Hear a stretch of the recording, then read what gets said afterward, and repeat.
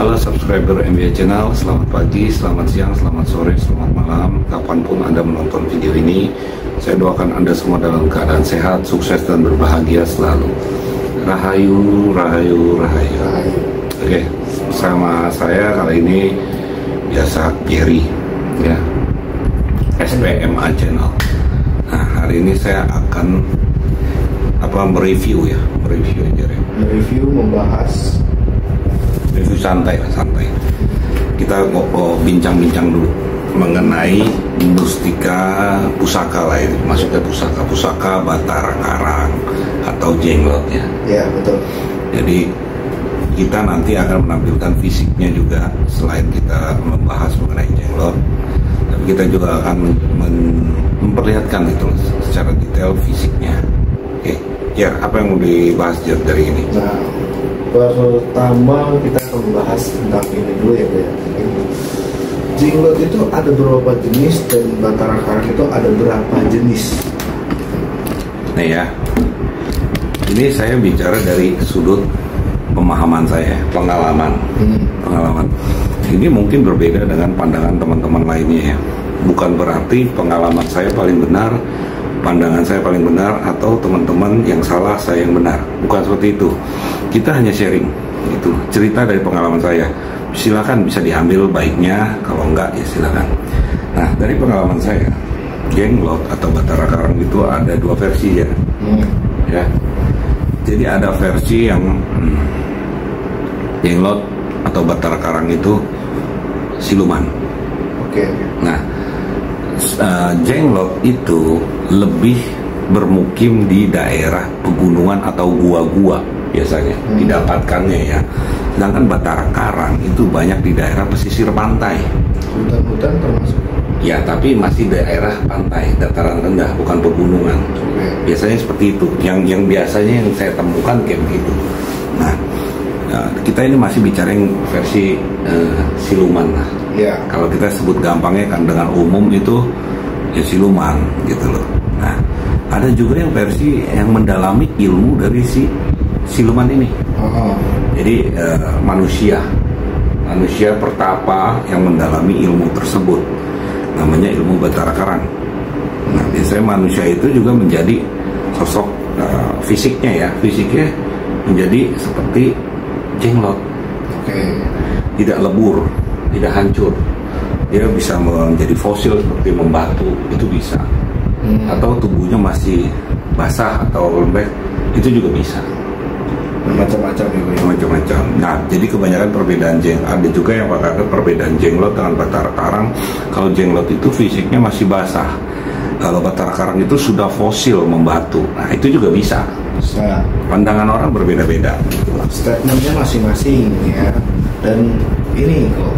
Dan ada juga gini, teman-teman. Kita pernah ya mendapatkan barang yang bumi. Nah, itu juga bisa juga disimpulkan itu Jenglot juga kan, Bro? Ya, Jenglot. Jadi maksudnya itu yang dia itu pertapa mendalami ilmu Batara Karang. Bumi yang kau aja itu. Ya, tetap itu masuknya itu pertapa itu sebenarnya. Masuknya pertapa. Masuk golongannya seperti itu, manusia gitu. Ya berarti kalau Jerry bisa tarik kesimpulannya bahwa Jenglot ini yang mempelajari ilmunya si Batara Karang, si siluman itu gitu loh. Ya. Nah, ciri fisiknya gampang membedakan yang manusia dengan si siluman itu. Biasa kalau si siluman itu memang murni bertaring gitu. Nah, itu ntar kita lampirin tuh foto-foto ya. Dia murni bertaring, tapi kalau misalnya Batara Karang itu biasanya tidak bertaring. Kalau yang pertapa itu biasanya tidak bertaring. Tapi dia hanya mendalami ilmunya. Ini sih dari pengamatan saya, pembelajaran saya selama pengalaman saya memegang barang-barang seperti ini. Nah, ini ada lagi nih kok statement yang mengakui bahwa Jenglot atau Batara Karang semakin kecil fisiknya dia semakin tua. Apakah itu benar? Betul, itu betul. Tapi apakah itu mempengaruhi dari energi juga? Ya pasti. Biasanya kalau di dunia gaib ya, gaiban lah kita ngomongnya, semakin tua fisiknya maka akan semakin kecil. Umurnya semakin tua, fisiknya semakin kecil. Baik. Sekarang semakin lama menyusut. Kita bisa melihat dari manusia hidup aja ya, manusia yang semakin tua dia akan semakin menyusut. Apalagi kelasnya seperti jenglot, dia semakin bertambah, semakin mengecil itu tandanya dia semakin tua. Oke. Gitu. Tapi bukan berarti yang gede itu, soalnya saya ada yang gede. Itu pasti kalah sama yang kecil, belum tentu. Nah, tergantung lagi balik lagi dari esensi energinya itu. Iya, betul. Kita nggak bisa berpatok juga ya, karena belum tentu yang gede itu kalah sama yang kecil. Nah, dan juga gini ya Bu ya, kita juga perlu kasih tahu bahwa di luar sana juga banyak kan yang jenglot itu dengan isian. Oh iya banyak. Nah, yang bikinan banyak gitu. Nah itu, nah kalau ketemu yang BK atau jenglot yang asli, rusak kodamnya langsung. Rusak, kalau nggak rusak cabut biasanya. Nah, jadi kalau yang bikinan itu kan paling gampang dicari kan. Iya. Jumlahnya banyak. Jadi itu diproduksi secara massal. Biasanya kayak gitu. Nah kalau yang asli itu biasanya hanya satu. Bentuk yang seperti itu kalau dicari lagi persis tuh nggak ada. Iya. Iya betul. Patokannya seperti itu kalau buat awam yang tidak bisa merasakan energi lah apa. Kita lihat dari fisik aja, nggak usah jauh-jauh ngomong energi atau apa. Lihat fisik aja. Iya. Ini nggak diproduksi secara massal. Beda sama bikinan. Karena kalau bikinan diproduksi secara massal, detailnya semua sama. Misalnya kukunya panjangnya segini, bentuknya seperti ini, nah itu sama. Ya. Tapi kalau yang asli itu tidak mungkin ada sama persis tuh, nggak mungkin. Itulah bedanya. Iya, barang inden ya, gitu bisa bilang barang inden atau limited edition gitu, cuma satu-satunya, ya itu dia. Nah itu kan sekali lagi kalau mempercayai asli atau palsu itu balik lagi ke masing-masing. Ya betul, kita nggak bisa memaksakan untuk teman-teman menerima statement dari kita juga. Kalau barang saya asli nih, ya terserah teman-teman nggak mau percaya, saya juga nggak pernah maksa. Nggak ada gunanya buat saya, kan saya hanya buat video edukasi. Nah kalau cocok dengan teman-teman silahkan dipakai video ini sebagai acuan. Nah kalau nggak cocok ya nggak ada masalah juga. Ya betul. Tidak ada pemaksaan di sini dan tidak ada maksud untuk membodohi. Iya. Ya kalau Anda merasa terbodohi ya sebaiknya Anda tutup video ini, skip aja, ngapain ditonton. Iya. Carilah video yang lain. Ya, kita kan hanya mencari komunitas kita yang sama-sama suka dengan kolektor benda-benda seperti ini. Dan mungkin ada orang yang bilang jenglot itu ilmu hitam, jenglot itu ilmu putih dan lain-lain. Itu perlu saya tarik, perlu saya jelasin lagi bahwa setiap benda itu mengikuti tuannya. Mereka itu abu-abu. Ya, itu abu-abu, tidak mengerti apa itu hitam, apa itu putih. Tergantung tuannya lagi. Kalau tuan itu menggunakan untuk dikebaikan, ya dia akan mengikuti si tuan gitu loh. Kalau kita buat kejahatan, buat apa ya, mereka juga akan ikut itu. Terlepas ya dari jenglot ya atau Batara Karang, ilmu itu semua abu-abu menurut saya. Pribadi saya mengatakan ilmu itu semua abu-abu. Sama seperti pisau, di mana kita menggunakannya. Kalau kita gunakan pisau itu untuk memotong sayur, itu akan berguna buat orang banyak. Tapi kalau kita gunakan pisau itu untuk menodong atau menusuk seseorang, menjahati seseorang, mengancam seseorang, ya itu bisa dikatakan hitam. Nah itu sebenarnya benda itu ada di ranah yang abu-abu, di tengah-tengah, mengikuti yang seperti Jerry bilang, mengikuti orangnya.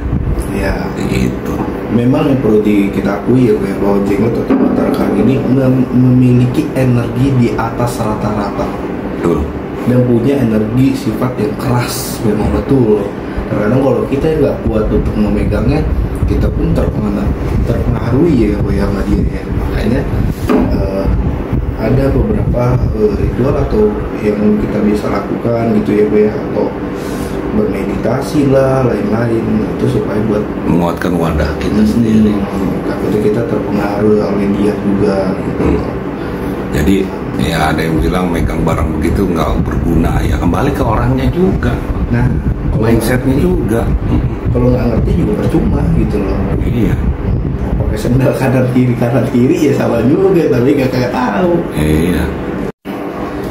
Oke, nah setelah kita bahas tadi, kayaknya kurang lengkap ya. Kalau misalnya kita nggak kasih lihat bentuk barangnya, khasiatnya apa, tapi itu akan tayangnya di SPMA channel. Jadi part 2 ya. Oke, untuk sementara ini paling yang bisa saya uraikan dari pengalaman saya ya seperti itu. Ya. Ya, tambah aja.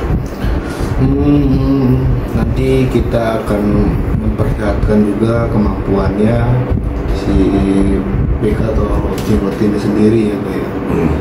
Nah, dan gini kok, ada beberapa statement yang mengatakan apakah Jenglot itu bisa dites anti cukuran. Nah itu dia tuh mau dibahasnya di situ. Ya gini ya, kalau benda seperti ini ya susah-susah gampang sebenarnya. Kelas kayak Jenglot ini susah-susah gampang buat dites karena dia kadang mau kadang enggak. Itu yang jadi masalah. Tapi nggak apa-apa, nanti kita coba aja, tapi kita pakai cara yang baik-baik gitu. Kita minta supaya bisa ditunjukkan. Ya, jangan lupa ya yang belum subscribe SPMA channel, ya, untuk part 2-nya. Terima kasih. Semoga semua makhluk berbahagia. Semoga semua makhluk berbahagia. Rahayu. Jadi pertapa-pertapa zaman dulu lah ya. Ini usianya ini lumayan.